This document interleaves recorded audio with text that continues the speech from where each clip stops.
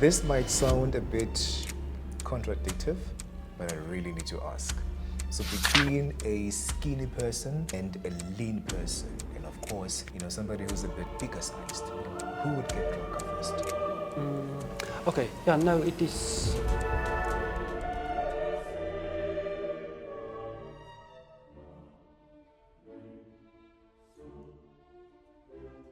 Good afternoon, ladies and gentlemen. My name is Vugosi Mashele, also known as the Cheese Boy of Physics. But I'm really excited to be joined by Prof. Kruger, who is a biophysicist. So today, we're going to look at how physics is integrated in biology.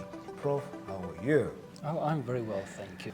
Thank you so much for your time. Let's start here, Prof. Whenever you have a glass of alcohol, what happens? Okay, so alcohol is a very interesting molecule. It's a small molecule, which means that when you consume it, it can spread in your body very quickly. But its structure is also such that it dissolves in water readily, but it can also penetrate lipid cells. These molecules are like the fat molecules, which enables it to cross from your stomach into your bloodstream almost immediately, and then it equilibrates in your body and then goes to your brain very quickly. This might sound a bit contradictory, but I really need to ask.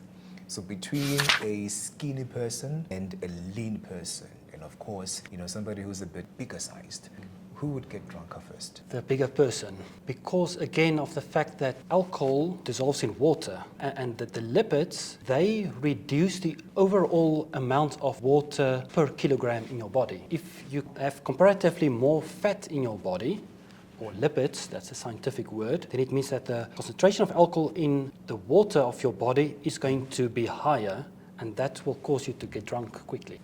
So if I consume a lot of water before I take my alcohol, will that delay the rate at which I will get drunk? Absolutely, because that is effectively diluting the alcohol concentration in your blood. So my friends would often say, before you drink, make sure that you eat a very big portion. Is eating first a very good habit for inhibiting just the rate at which you would get drunk? Absolutely. You have well-experienced friends. Yeah. It has to do with, again, the rate at which the consumed alcohol spreads in your body, and this is delayed by the amount of food in your stomach. And you know what, Prof? There's a trend that I have unfortunately become aware of. Young people in high schools who would consume, I think it's called that medicine, so sort of like a cough syrup. They would mix that with Sprite or dry lemon, or whatever, tonic water and stuff like that. They would consume that and they would obviously get drunk. The question that I want to ask you is there a difference between medicinal alcohol and the alcohol that we consume from wine, vodka, gin, whiskey, you name it? There's no difference. It's the same chemical substance that you consume, and it all depends on the concentration. But then in closing, what advice would you give to South Africans out there about the rate of consumption of alcohol? Right, very important. Don't drink alcohol on an empty stomach. Also know your body, know how much alcohol you can take before it starts to impair some of your functions, and plan well. People would say, don't mix alcohol. When you drink ciders, just drink ciders. Is there truth in that notion? I think that has more to do with personal preference, because ultimately your state of drunkenness depends on the concentration of alcohol in your body. Yeah. So if you have a lot of drinks with a high concentration of alcohol, that is obviously going to affect you much stronger and much more rapidly.